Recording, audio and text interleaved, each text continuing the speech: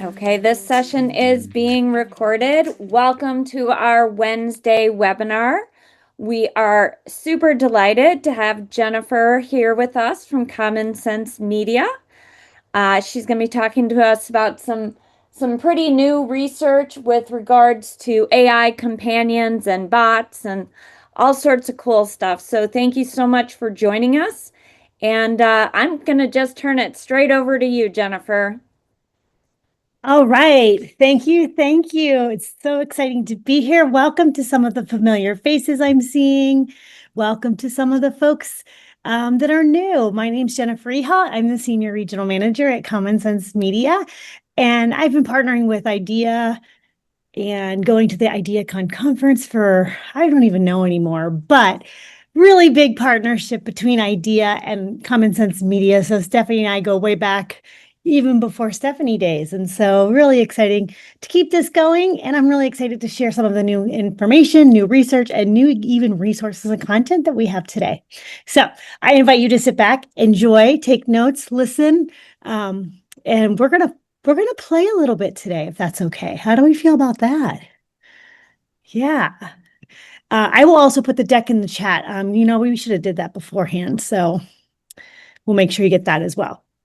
So let's get some of the information out of the way, so to speak. I hate to always open with research, but it's why we're here. It's the importance of why these resources are necessary. And so I believe just last week, did anyone see our research around the boys in the digital wild? So we did our latest research on boys ages 11 to 17 and thinking about their the online culture they're exposed to, their identity and their well-being. And so we know that this is not a gender thing, so to speak. Girls are facing things too.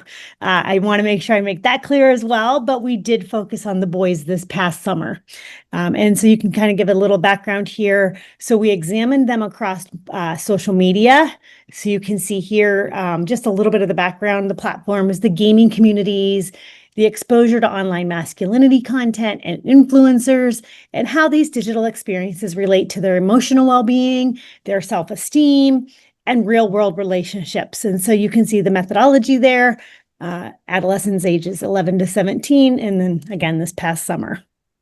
So at the highest level, I just wanted to point out a couple of the facts or, information that we found. So, a quarter of the adolescent boys regularly they actually see this type of content, digital masculinity, almost daily, right? High levels of exposure. What do we mean by that? 2/3 encounter problematic gender stereotypes online. So they are seeing masculinity content that promotes problematic gender stereotypes, which we know are out there, but it's really enhancing them and really making it a part of their algorithm. And so when they're seeing these types of things, how can we talk to them about that? And how can we make our settings a little more strict so they're not such a large exposure to them? Boys with heavy digital masculinity exposure have more negative self-esteem. So you can see here, the higher the exposure, the higher the percent of the low self-esteem, the negativity. And when we think about this, we're seeing this across all platforms. We're seeing this across, video gaming. We're seeing it with sports, the sports arena. And so algorithms, not user intent, is a primary driver of boys exploring and being exposed to masculinity content. And so you can see 68% is algorithm driven.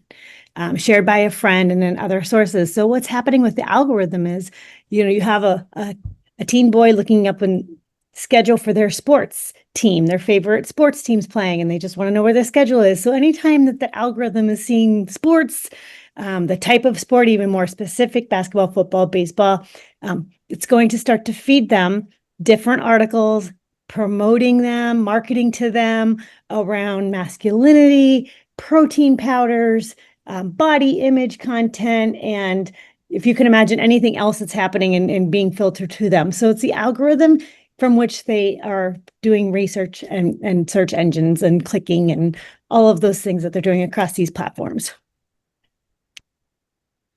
Adolescent boys live and connect online. So 94% are using social media or games daily. And so how do they feel about online platforms and how do they feel about being connected to these spaces? So it's a feeling of belonging, 54%, that people like who they are and that it's safe to say what we really think. And so they're feeling accepted. They're feeling like they found their people, so to speak. And so the other piece that ties into this, and I'm bringing this piece up too, is, talk, trust, and trade-offs. And so this whole idea around AI companions and how they're becoming increasingly popular with teens, despite the risks outweighing the benefits. The social emotional regulation is also part of that as well. And so our research on this particular topic, AI companions, really illuminates the risk and warrants immediate attention. We want to make sure that we're reaffirming that no one under 18 should be using these types of platforms. And there's our survey methodology for that conclusion as well. And so I just want to say, how do we define our friends and our AI companions? So digital friends are characters you can text or talk with whenever you want, right? And so unlike regular AI assistants that mainly answer questions or do tasks, we're talking about, hey, Alexa, what's the weather? Or maybe you used a customer service bot where you're just kind of getting a quick answer for something that you can fix quickly. But for example, chatting about your everyday interests, talking through feelings and getting a different perspective, creating or customizing that digital companion with specific traits, interests, or personalities, and role-playing conversations with fictional characters from your favorite shows or games. Okay, it's not about the AI tools like homework helpers or image generators or voice assistants that just answer questions. So this is becoming more of a relationship with the bot. So these AI companions are really, sounding exactly how you want them to sound to make you feel good, right? And saying the things you want them to say. So overall, companions should not be used by anyone under 18 until we get companies to, understand and implement a robust age assurance to design and eliminate that social manipulation, the emotional dependency risks, and the potential for serious harm outweighs any of those benefits. And so we're going to get into the good stuff right now. We have some content here to address kind of that whole idea between friends versus followers, right? And who we're connecting with in our online spaces, how we're connecting with them, how we're responding and communicating with them. I think those are all really important things to have these conversations at even the earliest ages. And so with that, we have our digital literacy and well-being curriculum. It's around 13 to 18 lessons per grade band, and they're all around 20 minutes or a little more, maybe over 20 minutes each. And so they're really great in terms of addressing these 6 different themes. I'm curious which theme stands out to you. Let me know in the chat which one, you value, or maybe you're even really spending some time in terms of delivering this to your classrooms. And so healthy habits and how media makes us feel when we're using and engaging with our media and tech. Privacy and safety, understanding that big word cybersecurity and breaking it down into, what can we share and not share online and why. Digital footprint and identity, relationships and communication, which we're going to talk a lot about today. And then cyberbullying, and then the media literacy. If we have any librarians here today, welcome. We know that you've all been doing this for a long time, but yes, the human connection, absolutely. Thank you all for participating there. And so, yes, these 6 themes are K through 12. And so the first one we're going to talk about here is first grade. So even K1 and 2, we're starting these conversations about, relationships. What does a good friend look like? How to be a good friend. And so I don't know if anyone's remembered, we're calling them curiosity tellers in our lesson today, but maybe you know them as something else. Does anybody remember? I'm looking for the one I made here. Does anybody remember these little curiosity tellers, fortune tellers? Does anybody remember these? Maybe you called them cootie catchers. Yes, yes, of course. I know, right, Debbie? I could never make them. And so in this lesson, we are going to make these because it's a fun way to get to know our friends, right? Get to know, what we love about them. And so the idea here is this lesson walks you through how you can make or show how we can make these fortune tellers or these curiosity tellers and show curiosity towards our friends and towards others. And the great part about this lesson is for those of us who don't know how to make these, we walk you right through it, right? And so we define curiosity, wanting to learn more about something or someone. We all want to have curious learners, right? And then we walk the students through how to fold. So this is just good old origami. And I wish my colleague was here because she's the queen of origami. She knows how to fold every which way and butt. And so it's kind of hard to do in person, but these are really great to do in your classroom at family night. Send them home for parents to do together. But, essentially you're just going to fold them, right? We did all the folding, the dotted lines there. And once you're done, I don't know, does someone want to participate with me? We can do, let's see here. You can pick blue, green, or yellow. What do we got going on here? Someone want to pick a color, blue, green, or yellow? Blue, green, or yellow? Or, oh, wait, there's orange too. Sorry, there's orange as well. What do we got here? You got votes for green and blue. Oh, green and blue. Okay, well, let's do blue. So we'll do blue, B-L-U-E. All right, now we have the choice to pick from Legos, a movie, a book, or a puzzle piece. Which one? Lego, book, movie, or a puzzle piece? Got votes for Lego, puzzle, book, and movie. So okay, let's do book. All right, we'll do this together. So share with me, what's your favorite book? What is your favorite book? I want to get to know my audience today. What's your favorite book? What do we got here? Oh, my favorite book right now. Which one am I reading? The Wedding People. I don't know if it's my favorite book, or maybe you could do what you're reading now. Island of the Blue Dolphins. The monster at the end of the book. Yep. Right now we're reading Cardboard Kingdom with my kids. Graphic novel by Chad Sell.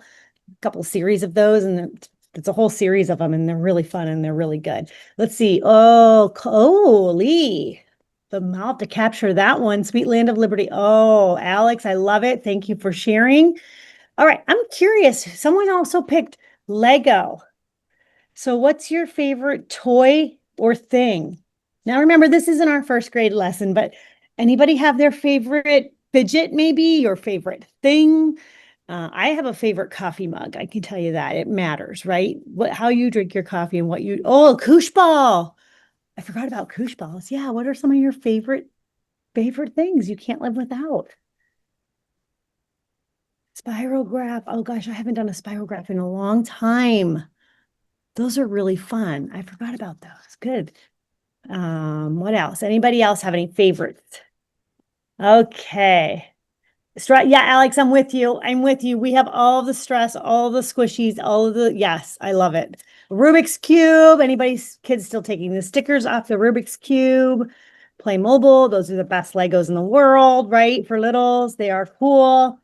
All right, good. So you get the idea here of picking different colors. And then when you open up your curiosity teller, the idea is to have the questions asked to see and be more curious about the friend. A great thing to, for peer-to-peer in your classroom, and kind of what's one thing you learned about your partner. So you could do it kind of a peer-to-peer, turn and talk, and do this in person. But the idea is here to get to know people. How did it feel when your partner was curious about your interests? Like, how did it feel when I was asking you what you loved or what you enjoyed? It makes you feel good, right? It makes you feel like, wow, they do care about me and they do wonder what I'm interested in. And so I think all these types of things at this age level are really important to show how to build those strong relationships with our friends.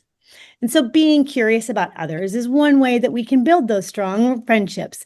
When we ask questions and we really listen to the answers, we show people that we care about them. So we're teaching them eye contact, right? We're teaching them body language. And you can use the same thing with families. I mentioned that earlier. And I think it's just a really nice, good icebreaker for getting to know groups of folks, groups of people, groups of kids. Anybody have any questions, or has anyone done the activity with their students yet? I know it's fairly new. Anyone try it yet? Not yet. All right. Well, good. Well, we'll make sure you have the link to all of this when I share the slide deck at the end. All these are linked out in the slide deck, so you'll have them. This next one we're kind of moving through here is this is more for 5th grade. So this comes out of our 5th grade relationships and communication. I am around friends versus followers. And this one I've done a few times now, and it's getting rave reviews and very well received amongst the educators I've shared this with. Let's see. So what is the difference between following someone online and being their friend? What do you think? What is the difference of just following someone? A lot of differences, right? A lot of differences. And so let's try this. We're going to play a game about pop culture. So I'm going to test your pop culture knowledge here. All right. So I'm going to show you some pictures of some famous people. And your task today is to reflect on how much you know about the person on each screen and share a fact about them. Are you ready? All right. Look who it is. Look who it is. Taylor Swift. How much do you know about Taylor Swift? How much do you know? How much do you know, but you'd rather not know? How many of you feel like, you know what, I know a little too much about Taylor Swift, right? No, in all honesty, what do we know about a little, a lot? What do you think? All right. What do we know? Oh, I didn't mean to go there. Costs an arm and a leg to attend the concert. A Yep. little, I enjoy some of her songs. A little, recent album recorded during last tour. Yeah, I'm sorry. I didn't mean to go. Some things from the news only. I do know that she grew up on a Christmas tree farm in Pennsylvania. I did know that. She has a brother. She's engaged to Travis Kelce, who plays for the Chiefs, the Kansas City Chiefs. I mean, on and on and on we could go, correct? On and on and on. Does anybody know her blood type? Does anyone know what Taylor Swift's blood type is? I do not, but okay, good. How about if we go to the next one, Mr. Beast? Is everyone familiar with Mr. Beast? If not, he's a big influencer on, I think it's TikTok. Mr. Beast. What do we know about Mr. Beast? I know he's a really good marketer, right? Really good at marketing is what I gather, even if you don't know Mr. Beast. My kids know too much. Yeah. Never see. Oh, yeah. We have. Okay. Well, we're going to have to go out and look up Mr. Beast if we don't know who it is, but I can guarantee your students are going to know who Mr. Beast is. And they're going to be able to shout out many things about Mr. Beast, maybe even things we don't really need to know about Mr. Beast. Right? All right. How about Simone Biles? Here's one that makes us feel a little more like, okay, we know Simone, Olympic medalist. Do we know what her sport is? Oh, sorry, thanks. YouTube challenges. Mr. Beast is YouTube. I can't keep him straight, right? It's a video. He's a video guy. He markets. Yeah. Okay, gymnastics. Thank you, Ingrid. Anybody know how many medals she has? Oh, that one I should have looked up before. Oh, local shout out. I did not know that. Married to a Chicago Bear? Well, well, well. Award winner. I think you're right, Alex. I think she is the most decorated. Good. Look at us. Look at us in our pop culture. We're not so bad. Huh. That's great. All right. So what the point is here, let's see here. Let's keep going. So many of us know a lot about these celebrities, right? But are they our friends? Has anyone had dinner with Taylor or Mr. Beast or Simone recently? Grabbed a quick lunch or a coffee? Does anybody work with them? No. Okay, so this is where we're defining parasocial relationships for our students because we are not, everyone we follow is not under the terminology and the feeling of a friend, right? So we have lots of followers, we follow lots of folks, but it doesn't mean that we are their friend. So it's a one-sided relationship, right? Do you think Taylor Swift knows when my birthday is? Do you think Taylor Swift knows what my job is, right? Do you think Mr. Beast knows what you do? What your favorite food is? No. So it is that one-sided. And so getting kids to understand this one-sided relationship with media and personality is really important, even in the earliest ages, as we, get starry-eyed over some of our favorite athletes, our favorite actresses, actresses, our Olympians. It's okay, right? It's human. It's human to look up to folks. It's human to have role models. It's also very human to have these parasocial relationships where you feel like you know them. So we can't call our relationship a friendship, right? There's only one side to it. And so they're more likely to be followers. And a follower is someone who pays attention to what a person does or creates online, but they're not following me. Taylor Swift is not following my Instagram account. Is she following anyone else's? Is Mr. Beast following anyone back? No, I know, right? One day, maybe one day.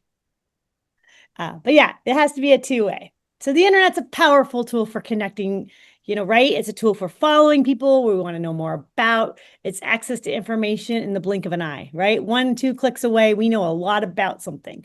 But when, the line gets a little blurred, right? Between friends and followers. And so let's investigate what makes a follower different from a friend.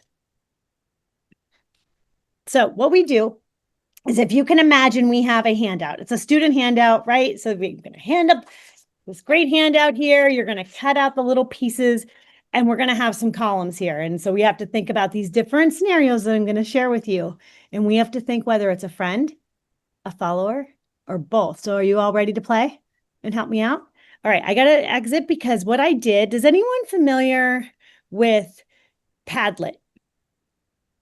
It's a digital tool, Padlet. You may or may not have used it. If you didn't, what I did was I put this handout into Padlet just to make it a little more interactive for your educator or for your teacher. Oh my gosh, for your students, or for just to have you as well lead it. Maybe not every student has to be on Padlet. You could just lead it from your projector. All right, are we ready? Let's read the cards. Let's talk about this. This is where I need your help. Some of these got tricky last session. All right, reaches out on your birthday. Follower, friend, or both. And if you could help me read the chat, that would be great because it's just easier. Thank you. So what do we got?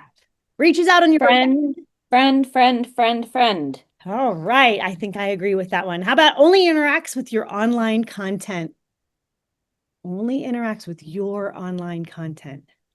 Follower, Yep, I agree. follower. Congratulates you on public success. Ooh. Both. What do we think? And you're Both. welcome to come off your mic Friend. and explain, or, join me in this conversation. I'd love to talk about what you're thinking, why you're thinking that. So is this one getting more both? Got both and friend. Oh. All right, we'll put it in friend for now. If anyone feels strongly, please let me know. Aware of your public persona only. Follower, Yeah. Communication is a one-way broadcast.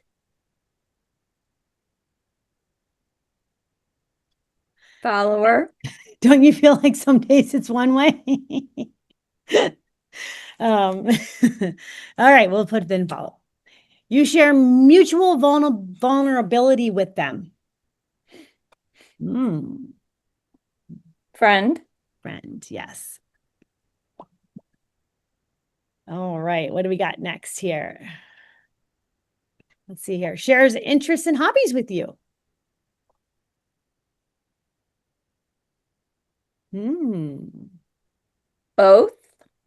both, mostly both.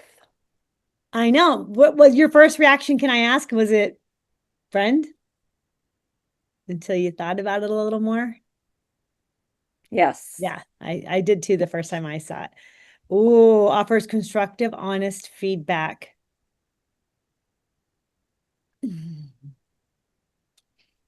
Friend. What would we do without our friends, truly? Our friends keep us like in check, don't they? Relationship is primarily transactional. Follower. Follower. All right. How about this one? Provides emotional support during hardship. Hmm. Keep in mind that definition of a friend. Mostly friend. Invest time to nurture the relationship. Friend. Friend. And what's our last one here? Actively listens without judgment. I would say hopefully your friend. I know. Can we put adjectives in front of these?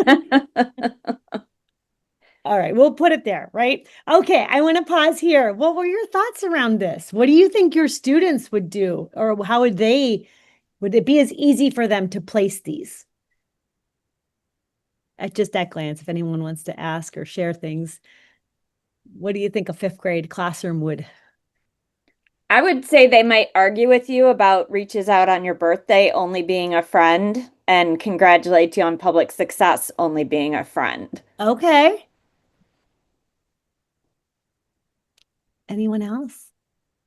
Anyone else feel strongly or torn with where we put something? Or like, do you have a different perspective? Because this is also like a cool way to open up different perspectives in their classroom. But these are also pretty spot on in terms of clean. Do you think this is helpful? I mean, if in the fifth grade, do you feel like there are a lot of influencers starting at that age and, sort of quote unquote friendships happening? Absolutely, right?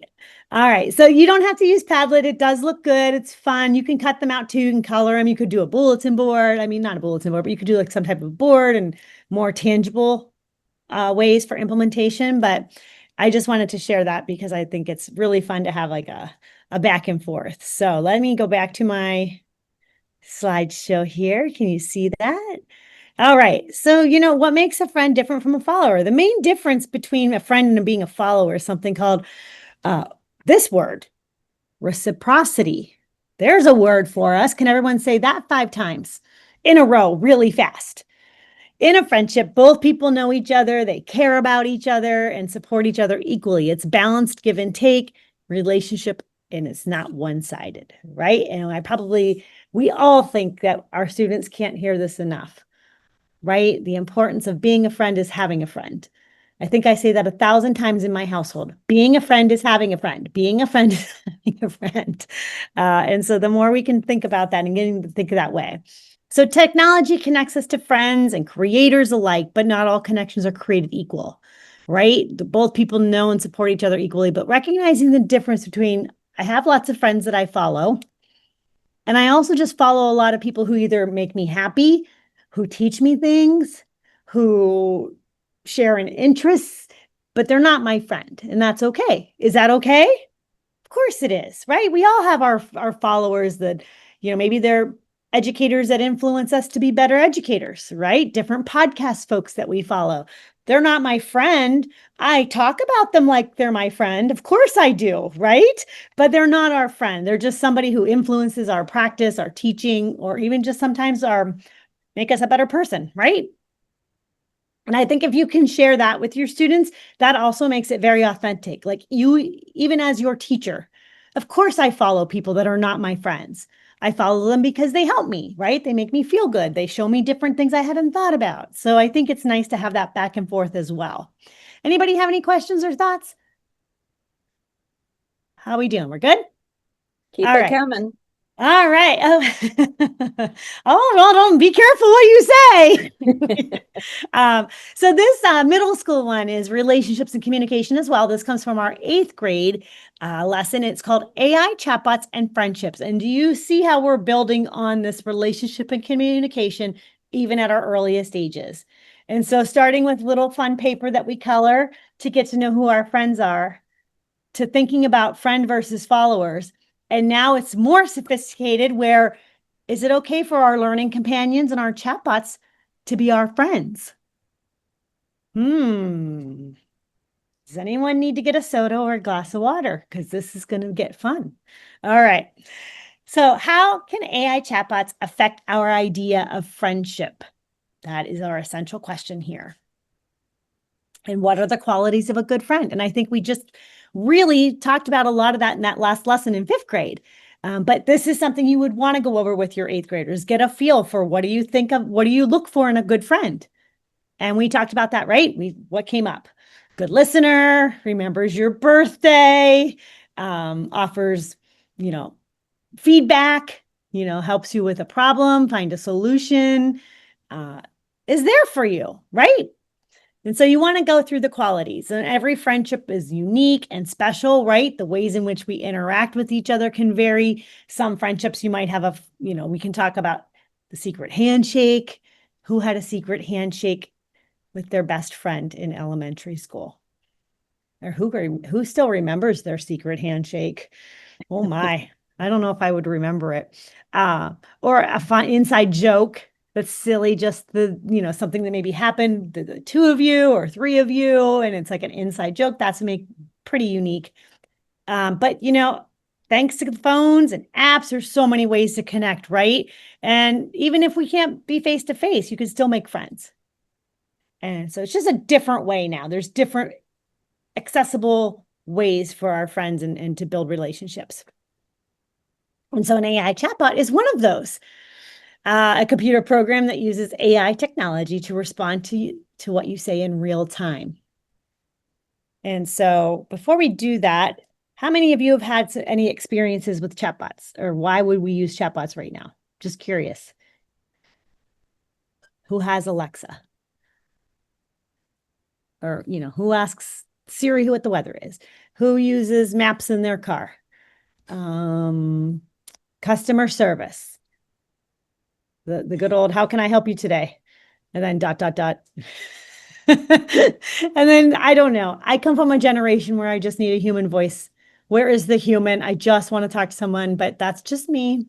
In some cases, it is, you get what you need and you get out. I get it. But yeah, so chatbots are all around us, believe it or not, right? Even our smart lights, right? Turn them off, or turn them on, turn them off. So I think any others I'm not seeing or I mentioned. Quick start. Quick start. Okay. Yep. All right. I have a dilemma here. Is there anybody that would like to read? I feel like I'm doing a lot of talking. Anybody up for reading today? There's not any hard words in it. Catherine, yay, thank you. Thank you. Go for it. Uh-oh. Oh, We can't hear you. Read Catherine's lips. Oh. So Catherine's audio is not coming through. Margarita, I saw you start to come offline. Thank you. Can you hear me? Yes. We can. Thank you for saving your friend. Am AI your friend? Logan just moved to a new town and is feeling lonely. She's having a hard time making friends or finding people who share her interests. Then she discovers a new AI chat box feature on her social media and begins to chat, sharing personal thoughts and feelings with the AI chatbot. Logan discusses her experience moving to a new town, going to a new school, and the struggles of making new friends. Over time, Logan's interactions with the AI chatbot becomes a part of her daily routine. Logan is starting to feel really connected to the AI chatbot because it always replies back with kindness and no judgment, and is always available, day or night. All right. Thank you so much for volunteering. So this sounds like the perfect friend, right? And so how do we think the chatbot is helping Logan? What stood out?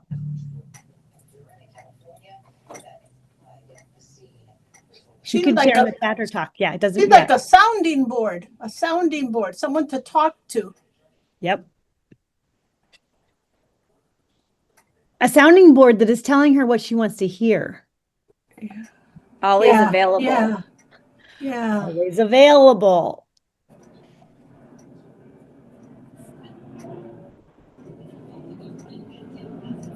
I feel like that's about what I took. Anybody else? Okay. Yeah, I mean, always available, listens without judgment, always positive. We need some give and take. Judgment free. And so do you think with the things we just talked about that it's okay for the chatbot to be a friend, for Logan to consider this chatbot to be her friend? So sometimes like when I do this in person, I'll put, go to the right side of the room. If you think this is fine, no problem. It's okay. Logan should be chatting to a bot if she's, lonely. Go to the left side of the room if you're like, absolutely not. No. And then someone like flutter in the middle, like, well, yes, and, or no, but. And so what side of the room would you go on? I'm just curious. You can do left, right, middle in the chat. And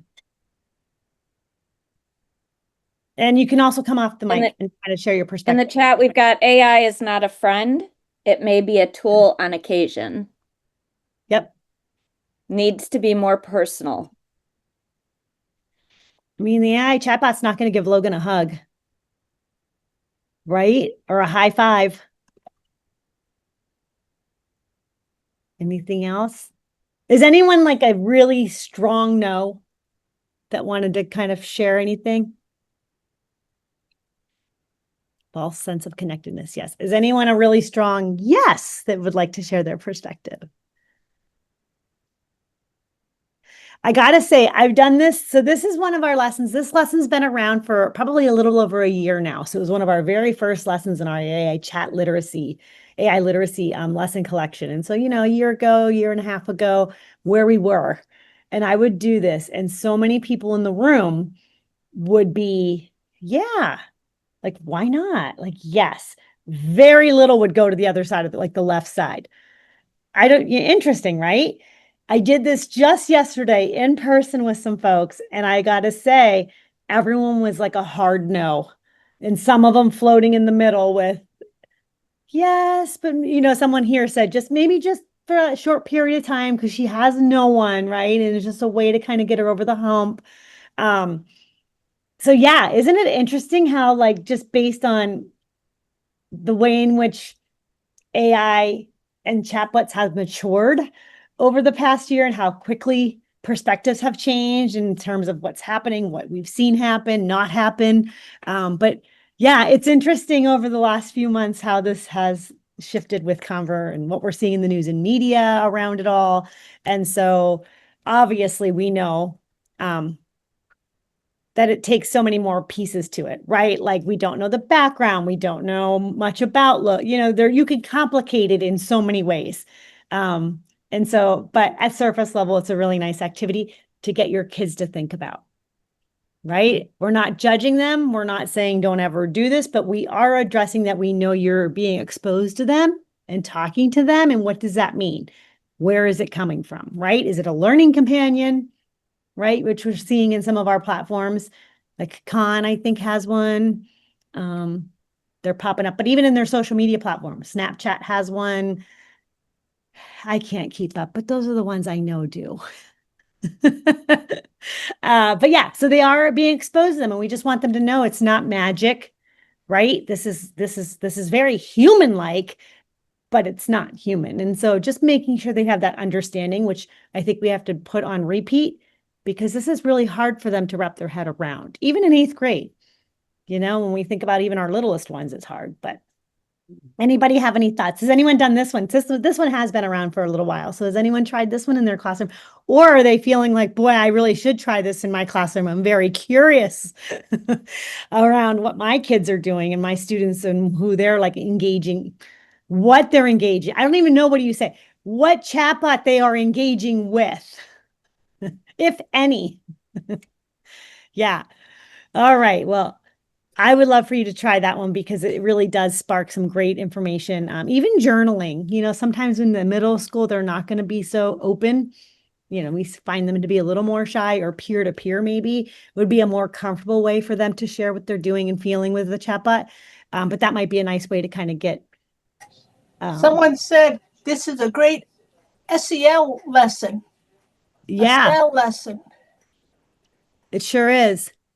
I would be very curious. I know I need to get into come observe or volunteer in a classroom because I would love to see this with kids. I see it more with educators and counselors and administrators, but I don't see it as much with, and I got to say, I've not done with this with families yet, but when I talk to just my own personal circles, it's there. The awareness is not there.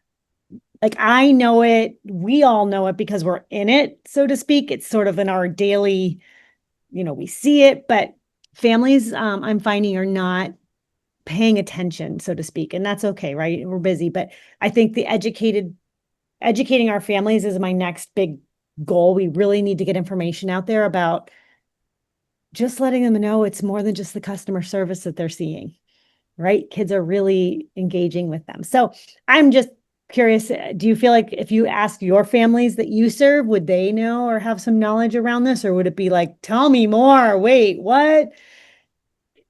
Because I feel like that's what I'm getting. All right. And so we're not shaming, right? Chatbots are here, right? We're all using them in some way, whether it's just a simple customer service or helping with our maps and how to get to A to B. But they can help us, right? And it's important that we have this and we address the benefits and the risks. I think with everything we do, right? So it's important just to be cautious to not rely on them too much, right? Because they're really not meant or should be replacing human friendships because they're not unique, right? They're not perfect. This is one-sided. And so being able to disagree with someone and making mistakes are important aspects to being a friend and a human. And isn't that true? I mean, the best argument in the world is the one with your best friend, going back and forth and sharing those different, feelings and all of it. And so I think that that's important for kids to be able to experience and not have that perfection coming at them. And so our approach to all of this, as you can see, I just showed you one little snippet of our relationships and communication when it comes to bots and body image and influencers and friends and follow. I mean, there's so much that kids have to navigate that I hope some of these lessons are building that idea around, we know this is complex, right? We know this is hard stuff and we know that you're in it and you're trying, right? We want to, we're cultivating that growth mindset because things are changing with the wind and it's windy. But yeah, we are changing with the wind and every day is something new. So getting that resilience as well, like just keep going, you've got this, and then promote agency for themselves, right? Having that voice and having the agency to be in charge of their media and their well-being around what they're doing and how they're participating with it. And the mindsets here, right? These are the another tricky piece that are hard to teach. Speaking of SEL, social emotional well-being is so hard, isn't it? It's really easy to teach somebody how to create a good password. That's a skill. How to turn on your computer, how to save a document to Google Drive or, Microsoft Word or, Pilot, whatever you're using. Those are skills. But what's difficult is our dispositions and our habits around media and tech when we're up against the hard stuff, up against those dilemmas that there just isn't an answer for, those gray areas that we're just not, I wish I could help, but boy, that's a tricky one. And I feel like as adults, we grapple with that too. And so thinking about everything we're consuming and reading and sharing, taking that time to slow down and reflect, to pause and ask yourself, is it true? Where did it come from? If I share this, is this a good thing? Will it impact in a good way? Will it show, teach someone something, or is it going to hurt someone? Or is it going to add fuel to the fire, right? So at the earliest ages, thinking I'm always telling the kiddos, guys, is it right? Is it true? How do we know? Don't be so quick to share. It might be fancy, it might be fun, it might be breaking news. but we have to be careful on how quick we are to believe it and or share it. The second one there, these are all filtered through our K-12 lessons, all of these types of dilemmas and dispositions. And so exploring perspectives with curiosity and empathy. And I think now more than ever, our kids have more opportunity and access to see different perspectives, to hear how others are thinking about a concept or something or a story or a headline. What we need to do is build these safe spaces where everyone can have a perspective and an opinion, and it's okay to disagree, right? We can just agree to disagree, but how do we do that in these spaces? And then see, we're always making sure it's true. And then those last two you see there, envision options and impacts and take action. This is teaching our students, like, do you have to respond to everything you do and see? Right? Do you have to share? Do you have to like? Do you have to create? Right? And so it's kind of like making sure you're questioning before you do. And there are strategies built into our lessons that with a consistency around practicing these things. And so with all of the content, I showed you 3 of our lessons today out of the elementary, upper elementary, and the middle school, high school. Even that chatbot one you could use with lower, 9th and 10th grade, for sure. Could use it with adults. I mean, right? And so I just wanted to give you a little taste of what this looks like when we're interacting so much online now. We have a self-paced PD course. So if you really liked what you saw today in terms of the activities, that self-paced course will introduce you to the K-8 lessons that were launched in August. So if you've been with us, you're a veteran, we have brand new lessons. We also have at the bottom here a transition map. So if you have been, using our content for the last decade, I guess, that's going to let you know, like, hey, if you've been teaching this lesson, here's the new one, or here's the 2 new ones. So that's really nice. If you're brand new to us today, welcome. Don't even click on the transition map because it'll make your mind go crazy. So don't even worry about it. But I do want to let you know that it's there. And then you have, I was going to go out to our scope and sequence because I love this, by the way. This is like one of my new favorite things. So look at this scope and sequence. I'm going to slideshow it so you can see it. But it starts in kindergarten and it talks about what's happening at that age and stage. So we know it's discovery and awareness, but look at all these awesome lessons that relate to healthy habits, media balance, kindness, right? Saying goodbye to our tech. Do we have any kindergarteners? Might not do. I mean, if we don't, that's okay. I can click through a couple more slides here to get us into the higher grades. Is there a grade band you'd like to see? Here's first grade. We did the curiosity tellers is in this one, but you can see they're recognizing and connecting, right? So they have had exposure now to like online games, right? Maybe even watching, basic things based on their algorithm with YouTube. Yes, I know this is only first grade, but it's happening. Let's see, second grade. Oh, did anybody put it in the chat a grade they'd like to see? Because there's second, I'm not going to go through all these, but you can kind of see once you hit third grade, it's 18 lessons. Fourth grade. Yeah, let's do it. Here's 4th grade. So that critical awareness is emerging, those stronger critical thinking skills, complex digital tools, right? Now we're starting to use a little more ed tech tool type stuff where they're creating, sharing, posting, collaborating. So we want to make sure that the privacy is now addressed. It is a little bit in the K2 stuff, but gosh, 3rd, 4th, and 5th grade, now we're out the door with privacy and PII and, what should we share and not share and why. Also starting with a little bit of the cyberbullying, right? Online friendships, peer pressure. Oh gosh, these are such babies. I know this is only 4th grade, but these, based on our research, this is what's happening and what they're, facing. And so how can we give them what they need to make those stronger decisions to make everyone feel better? Anybody have any questions, or has anyone taught any of these? I was really happy to see group chat dynamics because I do feel like the group chats do start in 4th, 5th grade, which can be very dramatic, build drama.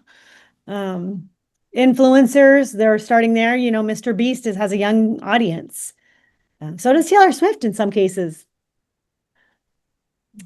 peer pressure. So there are some things in here. I know we did the fortune teller, the curiosity teller, but this one has peer pressure bingo. It's hard to, can you see it? It's a handout. So it's a bingo game. So peer pressure dilemmas, and then you mark your card with the bingo. So kind of fun that way. We also have, is this one where the brain battle game is? Look at these brain battle games. If you print them out, they're almost like Pokemon like cards, and they set them up and they play. I'm digging here because I was out yesterday, but they're like a card game. Really great for like soft start. Kids will collaborate, create their own game. It's really fun. Any other grades that popped in that I didn't see that you'd like me to go to? Fifth grade, preteen. I know fifth grade and preteen. Oh my goodness. Oh my goodness. Here we go. Yeah. So this is all here too. This is where the friends versus followers came in. It's navigating social hierarchies in sixth grade. De-escalating credit and fair use is another big one that starts to stream fifth, sixth, seventh, eighth. And then by seventh grade, I get a lot of this too, like Jennifer, oh gosh, social media literacy, it's already it's too late. But when we look at the research and the age and stage, it's under 13. And so you should be 13 before we start. So just trying to be rule followers here. And so that's why we address it in this grade band and like why it's here. But you can see design tricks, clickbait, data for sale. I mean, who knew? Did you ever click something, thinking I'm going to get a free coffee? And then, 12 emails later and 15 texts later, they got all your data and they won't stop, right? So yeah, it's like, was that coffee worth it? Giving up all of that information? And so it's so easy and not always easy to go back or take it back. So kids are starting to see that too in their social accounts, their gaming accounts. And so just kind of being aware to what to look for. And are you okay sharing that much for what you're getting back? All right. Anybody have any questions? And you'll also notice I should have highlighted this as we went through it. I apologize, but AI is sprinkled throughout the K-8 lessons. And so we have like a sort of a standalone AI literacy lesson collection for 612, which is real basic. What is AI? How does it work? Some of the bias that comes along with it. But in this new lesson collection, it's all sprinkled throughout. So facial recognition, algorithms. So there's a lot of those concepts built in to it. So it makes it hopefully feel a little lighter in terms of the heaviness of like, oh gosh, AI, how do I talk about it? And so it's kind of naturally part of these lessons. I do have a question, Jen. Yeah.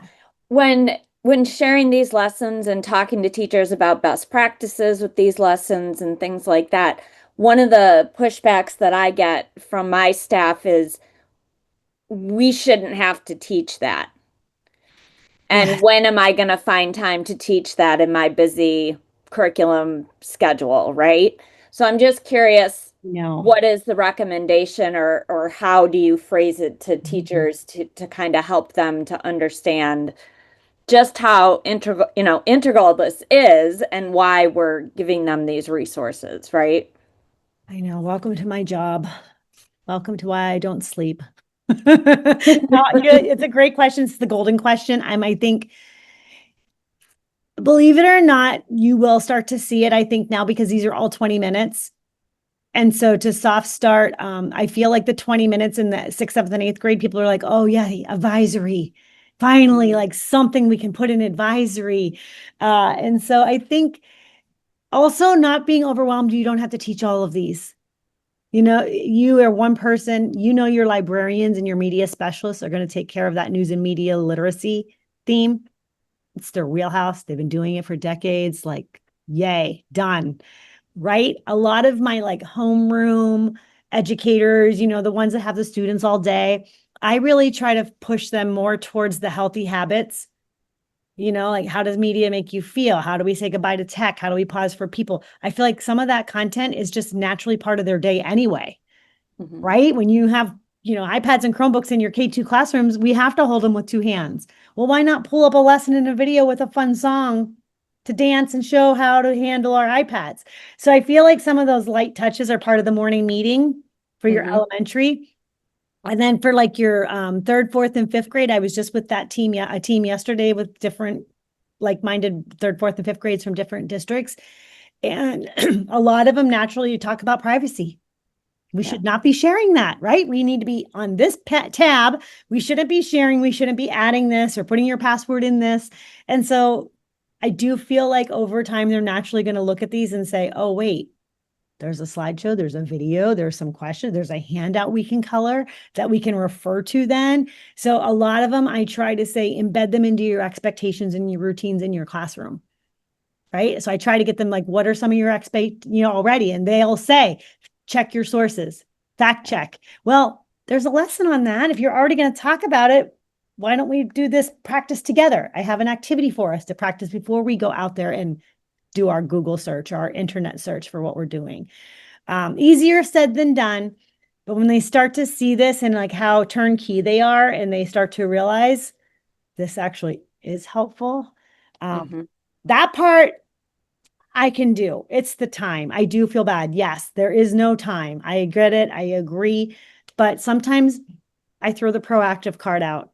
Taking that little bit of time out to be proactive and have these conversations could really eliminate dilemmas down the road.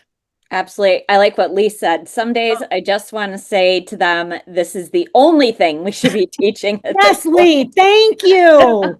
Yes. I was talking to a school last week that they are making a common sense, like a digital citizenship class.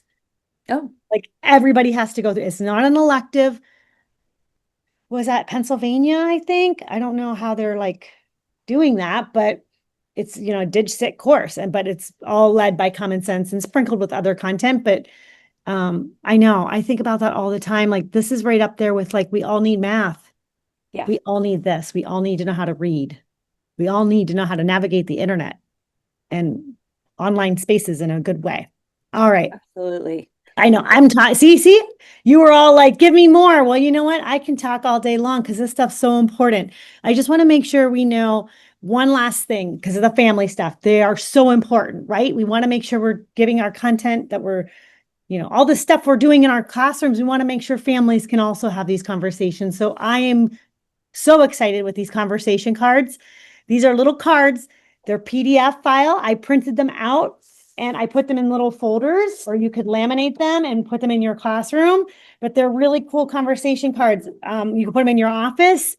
And so, would you rather? Rosebud thorn. Like these are all old school ways to build conversation. And so I'll end on this. Would you rather have somebody go through your phone or your bedroom?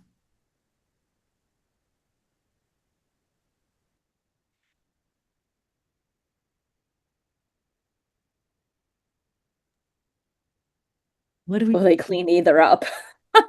I mean, this one I say a lot because this is the most popular. Everybody laughs and giggles, and I got to tell you, all the kids say bedroom for what it's worth. That's the top answer I get, but still fun. And there's all kinds of other ones. These are available kindergarten through 12th grade. So they get more sophisticated. If you love the cards, we also created carpool conversations. So they're YouTube podcasts you can play in the car. And so you can get a mom and a daughter talking and answering these questions. So it's kind of fun. They're like all under 3 minutes, enough for a carpool. I've done it. I've got a fifth grader full of soccer players in the back of my car. And I wish the car ride was a little longer because they are sharing some good stuff and their perspective and where they're at. And they don't even realize what they're sharing, right? They never do. I'm just like, maybe I'll go around the block one more time so I can see more and what's going on. But yeah. Jennifer, thank you so much. You've given us so much information. Did you say you have a link to the slide deck? Let me share that. I'm going to stop and I'll put this in, so I'll stop sharing here and I'll throw this in the chat for you all. Please feel free to share it with others that couldn't be here. Thank you so much. And I have put the PDH form in there, so make sure you fill that out if you would like the PDH credit. And Jennifer's slide deck is in there as well. I just put it in there. Fantastic. Yes. Apologies for going right up until, but You all were so kind and like participatory, and this was really fun. So I hope you had 1 or 2 takeaways that you can use tomorrow. And good luck, and I'll be around. If you need anything, my name and number or my email's on the slide deck there too. So if you want to reach out, feel free to do that. I'm happy to help and support in any way. Fantastic. Thank you so much, Jennifer. Thank you, everybody.